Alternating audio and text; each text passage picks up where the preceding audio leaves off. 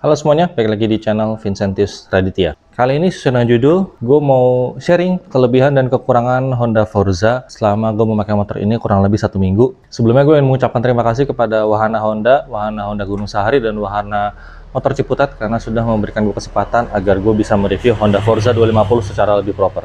Motor ini udah gue gunakan kurang lebih selama seminggu, kurang lebih pemakaian jarak tempuh per video ini dibuat yaitu 414,7 km, dan gue sudah bawa jalan-jalan dari Ciputat ke Bogor, terus sempat ke Puncak 2 kali, terus dipakai test ride juga sama gue muter-muter. Gue pakai muter-muter kota Bogor lah intinya, sempat ke Cibinong juga, dan sempat ke Depok juga. Jadi bisa dibilang motor ini sudah warawiri bersama gue kurang lebih 414 km selama kurang lebih 1 minggu. Oke, langsung aja kita bahas untuk kelebihan dan kekurangan Honda Forza dari yang pertama. Tapi biar lebih enak, kita bahasnya dari yang pros dulu atau kelebihan dulu, baru kita bahas yang cons-nya atau kekurangannya. Hal pertama yang gue suka dari Honda Forza 250 atau pros yang pertama yang gue suka dari Honda Forza 250 adalah tenaganya. Yes, ini adalah motor dengan mesin 250 cc, 1 silinder dengan konfigurasi bore and stroke-nya adalah 67x70. Yes, ini adalah motor overstroke. Kalau di generasi sebelumnya dia tuh linear square 67x67. Kalau di generasi yang ini di tahun 2020 bore stroke-nya adalah 67x70. Ini adalah motor dengan tipe mesin overstroke. Maka untuk pemakaian dalam kota gue enak banget nih. Kayak gue buka gas dikit aja tuh udah nggak berasa tiba-tiba udah 60-80. Sepengetesan gue dari 0 sampai 100 km per jam itu enteng. Begitu di atas 100 km per jam baru agak berat. Agak berat sedikit ya. Tapi gue dengan jarak yang kurang lebih sama di jarak pengetesan gue ada di video gue sebelumnya. Top speed yang bisa gue raih itu 120 lebih sedikit lah. Mungkin bisa dapat 130 atau 135 km per jam kalau gue nggak gendut. Yes, berat badan gue adalah 81 kg. Kelebihan yang berikutnya adalah riding position nyaman. Jadi konfigurasi stangnya itu dia agak sedikit menekuk ke dalam. Jadi dia nggak yang benar-benar lurus naked ala motor naked yang kayak pakai stang fat bar. Dia lebih cenderung stangnya agak menekuk ke dalam. Kalau analisa ngawur gua mungkin sekitar 5-10 derajat lebih ke dalam. Riding positionnya tuh nyaman banget, dan gue bisa berkendara dengan riding position seperti ini. Kalau gue lagi pengen nyantai, atau misalkan gue lagi pengen agak nyantai seperti ini, pengen ala speeding, bisa di belakang dan kita bisa begini. Jadi menurut gue untuk riding position dari gue pribadi no complain. Tapi kalau gue pribadi gue lebih suka untuk nyetir seperti ini posisinya. Kadang begini, kadang begini. Tapi gue lebih prefer begini. Tangan tidak terlalu ke bawah, badan gue masih bisa agak sedikit tegap. Kelebihan berikutnya yang gue rasakan adalah cover stangnya tidak terlalu lebar atau tidak terlalu besar. Jadi menurut gue untuk cover stangnya tuh pas, dia nggak lebay ukurannya, kayak ngepas aja gitu. Dengan riding position gue, misalkan seperti ini, gue masih bisa melihat area speedometer dengan lebih jelas. Jadi ini salah satu pros atau kelebihan yang gue suka dari Honda Forza 250. Kelebihan yang berikutnya adalah di area tengah ini bisa dicopot dan kita bisa menaruh phone holder. Jadi mungkin dari Honda sudah mempersiapkan agar motor ini ready for touring, sehingga cover yang bagian tengah ini bisa dilepas dan kita bisa beli aksesoris aftermarket seperti phone holder, sehingga bisa kita taruh di tengah dan kita bisa naruh HP dengan posisi di tengah. Berikutnya yang gue suka dari Honda Forza adalah desain spion. Biasanya kita kalau beli motor, kalau kita nih para cowok, biasanya hal pertama yang dimodifikasi apa? Yes, biasanya yang pertama kita modifikasi adalah spion. Bahkan hampir seluruh motor yang gue punya dari dulu sampai sekarang, kayak gue pernah punya Honda Revo, gue pernah punya Honda Vario, gue pernah punya Honda CB, dan sekarang Honda PCX, itu rata-rata semua motor tersebut itu pasti gue ganti spionnya. Sedangkan kalau di Honda Forza 250, kita nggak perlu ganti spion. Karena spionnya tuh udah modelnya tuh ala-ala Honda Goldwing. Dan yang gue suka adalah spionnya itu bisa ditekuk. Jadi biasanya kita kalau motor nih, kalau mau difoto, biasanya kan lebih bagus kalau nggak pakai spion tuh, kayak kesannya clean kan. Kalau ini gampang, tinggal dilipat aja spionnya, seperti ini. Misalkan mau dipakai, tinggal seperti ini.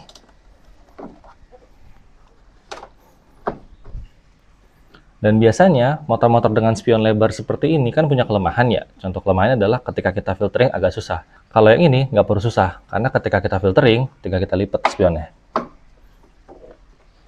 Dan ini model spionnya tuh ala-ala spion mobil. Jadi si cover spionnya itu dia tetap diem, stagnan aja. Tapi kita bisa gerakin spionnya. Ini seandainya spionnya model elektrik aja, pasti akan bagus banget. Berikutnya yang gue suka adalah di area glove box-nya. Jadi area glove box-nya Honda Forza itu cuma ada satu. Yes, memang cuma ada satu. Sebelah kiri aja. Di sebelah kanan nggak ada apa-apa. Tapi biarpun cuma sebelah kiri doang, punya salah satu fitur tersembunyi. Yaitu, kalau ketika motor tidak dikunci stang, kita bisa membuka glove box. Tapi ketika motor dikunci stang, maka glove box tidak bisa dibuka.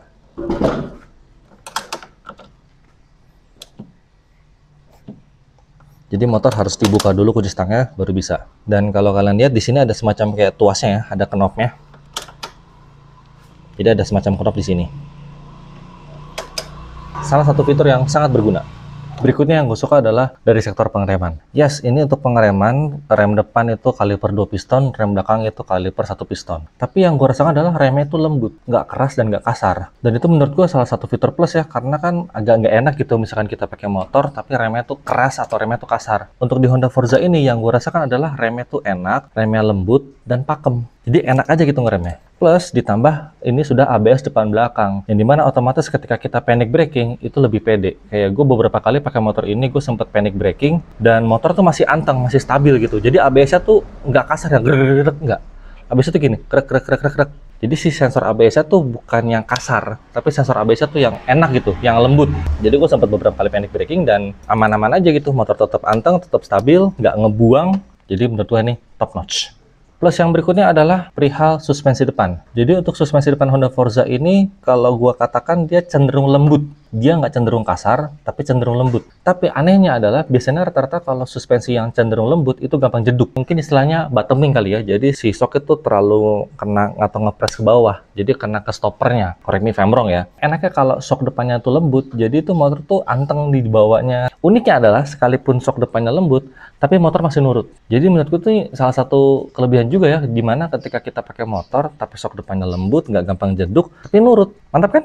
Terus mungkin yang berikutnya yang gue rasakan adalah untuk sekelas motor 250 cc, bodi motornya tidak terlalu besar. Jadi cukup ramping. Gue ngeliatnya tuh ya, mungkin ya kalau orang-orang ngeliatnya tuh seperti ketika kita ngeliat Honda Forza di jalan, mungkin dipikirnya adalah, oh Honda PCX yang dimodif. Karena bodinya itu proporsional, ramping juga, proporsional, tidak terlalu besar, tidak terlalu kecil. Jadi pas aja gitu. Plus yang berikutnya yang gue rasakan, build quality. Yes, ini adalah sebuah motor impor dari Thailand. Build quality-nya nggak main-main. Bener-bener rapi, solid. Gue tidak ada menemukan sama sekali gap body di area manapun di motor ini. Padahal motor ini sudah berusia 5 tahun.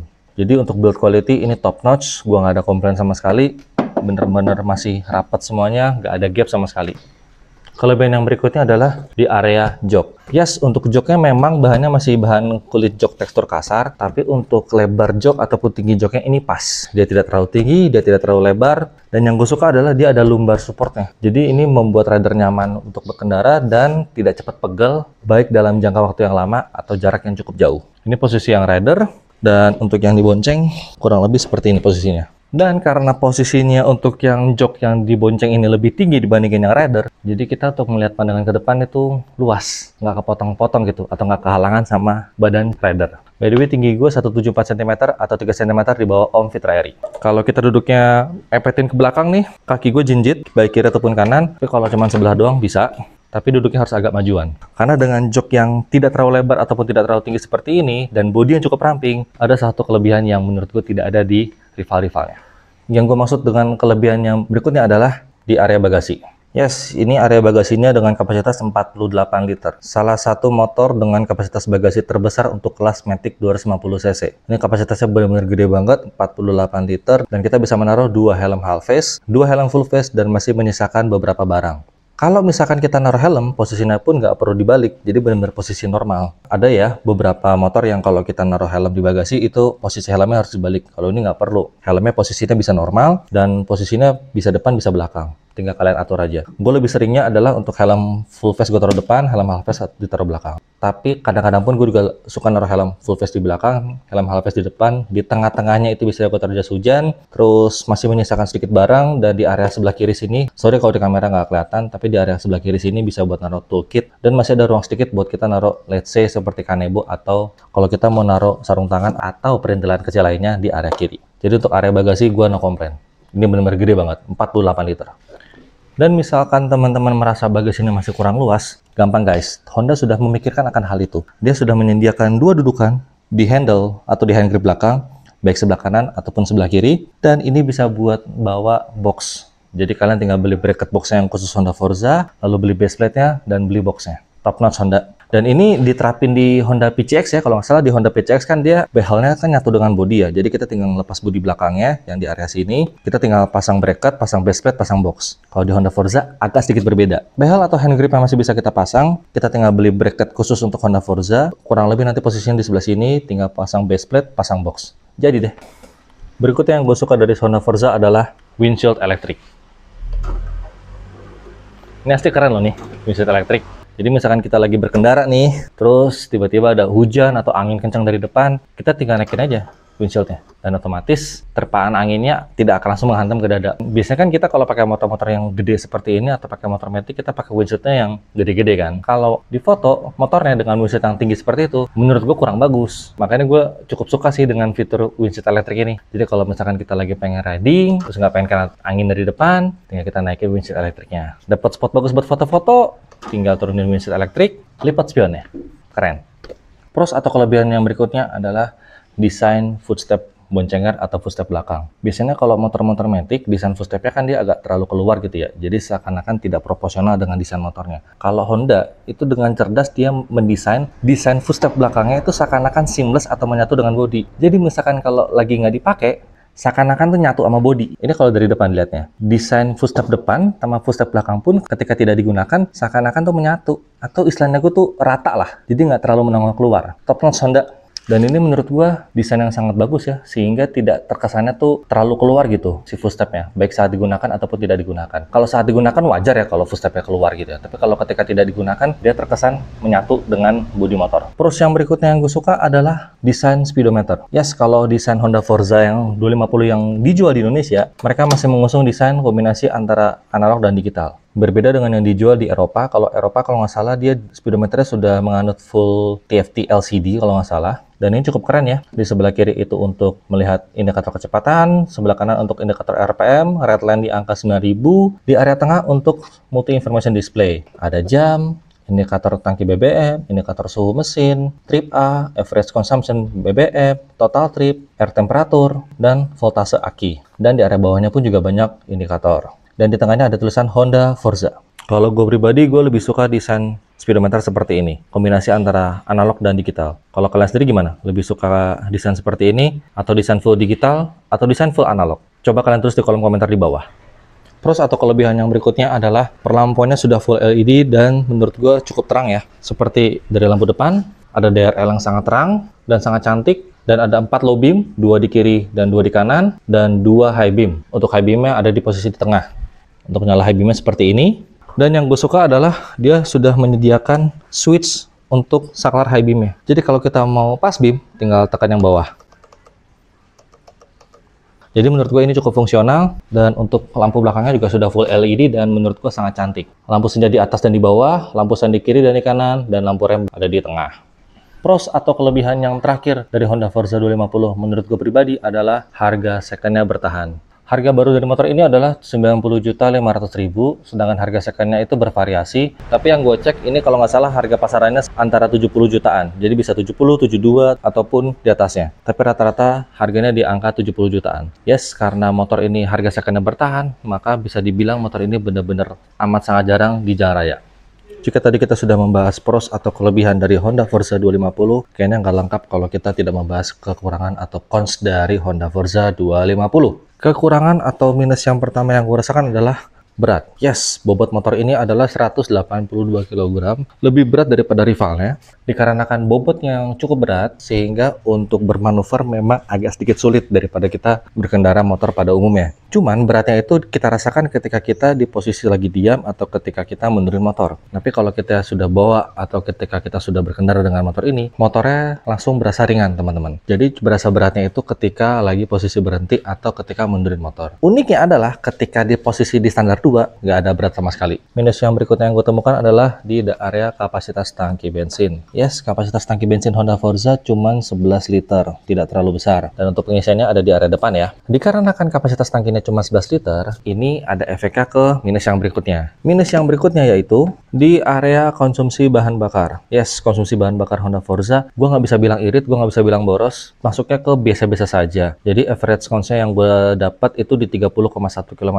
per liter. Ini dengan pemakaian gue dari Ciputat sampai ke Puncak, sampai ke Bogor, muter-muter Bogor. Terboros gue dapat di 123, 125, tapi itu karena gue baru isi bensin terus langsung ketemu macet. Teririt gue dapat di 130,5. Gue susah banget untuk tembusin ke 131. Jadi menurut gue untuk konsumsi bahan bakar biasa saja, tidak irit, tidak boros untuk di kelas 250 cc. Tapi minusnya yang cukup berasa adalah di area tangki bensin. Karena cuma 11 liter, maka kalau kita ngisi full tank, berarti rata-rata kita cuma dapat 330 km kalau patokannya 130. Minus yang berikutnya adalah di beberapa posisi tidur atau polder yang cukup besar, terkadang suka mentok di area bawah. Yes, ini mungkin disebabkan karena wheelbase-nya yang cukup panjang, suka mentok di area sini teman-teman.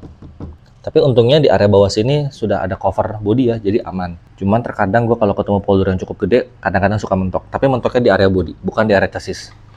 Minus berikutnya yang gue temukan, ini bisa dibilang subjektif ya. Agak sulit untuk filtering, dikarenakan bodi spion itu lebih besar daripada bodi stang. Solusinya adalah ketika kita mau filtering, lipat spion. Tapi jelas ya, kalau misalkan kita tuh filter yang benar-benar kecil banget atau yang benar-benar sempit banget, ya mau nggak mau, sabar atau harus ngalah. Dikarenakan bodi motornya cukup besar, bahkan lebih besar daripada motor-motor pada umumnya. Jadi untuk filtering yang tidak terlalu sempit, motor ini masih oke. Dengan cara solusi adalah lipat spion. Tapi kalau yang filter yang benar-benar kecil banget, sempit banget, yang kasarnya itu Honda Beat doang yang bisa lewat, atau motor-motor kecil doang bisa lewat, yang motor ini nggak bisa. Minus yang berikutnya adalah subjektif lagi, yaitu pajaknya yang tergolong cukup mahal. Yes, karena motor ini statusnya adalah impor utuh alias CBU dan CBU dari Thailand, maka pajak motor ini di atas rata-rata motor 250 cc pada umumnya. Kalau gua nggak salah ingat, pajak dari motor ini adalah 1.100.000-an kalau nggak salah, nanti gambarnya gue taruh di sini. Lalu dikarenakan motor ini adalah statusnya impor, maka harga OTR-nya juga cukup mahal. Motor ini kalau harga OTR barunya itu di 90 jutaan 500 ribuan, jadi 90 juta 500 ribuan OTR Jakarta. Untuk secondnya itu rata-rata di produksi tahun 2020 itu di angka 70 jutaan, lagi-lagi OTR Jakarta. Jadi ya karena ini motornya status impor, maka pajaknya dan harga OTR-nya juga memang lebih mahal daripada motor-motor pada umumnya. Minus berikutnya masih ada hubungannya dengan status motor ini. Dikarenakan motor ini statusnya adalah CBU impor, maka spare part-nya tidak selalu ready stock. Kalau spare part fast moving, contoh busi, oli, mungkin masih bisa gampang dicari. Tapi kalau kayak spare part slow moving, contoh mungkin kampas gandanya, mungkin di area CVT, rollernya mungkin, atau fan beltnya, atau mungkin body-bodinya, mungkin sangat sulit untuk dicari. Dikarenakan motor ini status CBU impor dan tidak semua bengkel ready stock untuk spare part Honda Forza 250. Gue nggak tahu kalau di Honda Big Wing ya, karena di kota Bogor nggak ada Honda Big Wing, jadi gue nggak tahu. Tapi kalau setahu gue, untuk motor-motor dengan status impor seperti ini, spare partnya tidak selalu ready atau tidak selalu ready stock. Minus yang gue temukan berikutnya adalah di area jok. Loh kok bisa? Padahal tadi di area jok udah gue sebutin di area pros atau kelebihan. Sekalipun di area joknya ini ada kelebihan, tapi juga ada minusnya. Minusnya adalah busa joknya tergolong biasa saja. Tidak empuk, tidak keras, tergolong biasa saja. Dan minus yang gue temukan adalah joknya tidak bisa membuka full sampai ke depan. Ini seandainya kalau joknya bisa membuka full ke depan, ini pasti akan enak banget nih. Sehingga gue agak sedikit sulit ketika gue mau ngambil barang yang di area dalam. Jadi gue harus agak ngebongkok gitu teman-teman. Kan enak ya kalau misalkan joknya bisa dibuka full sampai tegak berdiri gini kan. Seperti contohnya Honda PCX. Honda PCX kan bisa dibuka full ya joknya. Kalau ini cuma bisa dibuka full seperti ini. Untungnya ada penahannya. Kalau nggak ada penahannya, ya kali nahan-nahan terus. Tapi ya mungkin di batch berikutnya atau di festive berikutnya, jok Honda Forza bisa dibuka 90 derajat. Minus yang berikutnya yang gue temukan adalah di area suspensi belakang. Yes, suspensi belakangnya ini tingginya cuma 430 mm, memang cukup tinggi, dan dia cuma ada fitur preload. Tidak ada fitur rebound, tidak ada fitur compression, bahkan tidak ada shock tabung. Kalau gue nggak salah ingat, di versi yang 3,5 yang dijual di Eropa atau dijual di UK, itu kalau nggak salah sudah ada shock tabung. Correct me if I'm wrong ya. Dan setelan preload ini yang nomor 3 atau setelan yang medium. Minusnya adalah ketika sendirian, motor ini berasa sedikit stiff untuk di area shock belakang. Kalau area shock depan, gue no komplain sama sekali, tapi untuk shock belakang dia agak sedikit stiff, sehingga jadi kaku motornya. Tapi uniknya adalah ketika kita berboncengan, shock belakang jadi empuk dan nggak mentok atau nggak jeduk. Jadi buat teman-teman semua, kalau kalian punya Honda Forza, mungkin solusi dari gue adalah kalian langsung ganti ke shock yang aftermarket yang ada setelan preload, rebound, dan compression. Untuk memudahkan teman-teman semua, kalau kalian pengen riding sendirian atau riding berboncengan, kalian bisa atur sesuai dengan kemauan kalian. Minus berikutnya yang gue rasakan adalah vibrasi mesin. Yes, karena motor ini adalah 250 cc 1 silinder, maka vibrasi mesinnya cukup berasa. Dan cukup berasanya di area stang ya. Jadi ketika mesin menyala seperti ini, vibrasi mesin yang cukup berasa adalah di area stang, tapi di area jok tidak terlalu berasa, minim. Dan lebih berasa lagi ketika kita menekan tuas rem. Biasanya kalau gue tekan tuas rem belakang, maka vibrasi mesinnya akan kayak seakan-akan berpindah dan langsung berasa di area bodi. Tapi kalau kita tekan rem depan, vibrasi mesinnya seakan-akan hilang. Ini yang gue rasakan sih minusnya sih, kayak vibrasi mesinnya cukup berasa, tapi tidak sampai mengganggu atau annoying ya. Paling berasanya ketika kita tekan rem belakang aja, baru berasa banget. Minus terakhir yang gue temukan adalah kita tidak bisa menyalakan mesin kalau kita tekan tuas rem depan. Jadi rata-rata kalau motor matic itu kalau ketika kita menyalakan mesin itu bisa menekan tuas rem belakang ataupun tuas rem depan. Tapi untuk di Honda Forza dia sama seperti Honda PCX pada umumnya. Kita hanya bisa menyalakan mesin kalau kita tekan tuas rem belakang. Tapi kalau kita tekan tuas rem depan, nggak bisa sama sekali. Ini bukan karena gue matiin engine ke switch-nya ya, ini nyala kok. Ini ada suara fuel pump. Jadi kalau mau nyalain motor ini, harus menekan tuas rem belakang, baru bisa starter. Itu sedikit minus yang gue temukan, dan lagi-lagi ini adalah subjektif ya. Sekian video kali ini perihal plus dan minus ataupun kelebihan dan kekurangan dari Honda Forza 250 tahun 2020. Disclaimer dulu ya, plus dan minus ataupun kelebihan dan kekurangan yang gue rasakan di motor ini adalah bersifat subjektif, jadi bisa saja berbeda dengan apa yang teman-teman rasakan. Dan kalau kalian ada masukan atau kalian sudah pernah menggunakan Honda Forza 250, coba kalian tulis di kolom komentar di bawah sehingga kita bisa diskusi bareng. Dan once again, gue ingin mengucapkan terima kasih kepada Wahana Honda Gunung Sahari dan Wahana Motor Ciputat karena sudah memberikan gue kepercayaan sehingga gue bisa mereview Honda Forza 250 dengan pemakaian seminggu pemakaian, odometer kurang lebih 400 km. Dan buat teman-teman semua, kalau kalian pengen beli motor Honda ataupun servis motor Honda kalian tinggal langsung datang aja ke Wahana Honda Gunung Sahari ataupun Wahana Motor Ciputat. Once again, makasih buat kalian semua yang sudah nonton video ini dari awal sampai akhir. Sampai jumpa di video-video selanjutnya.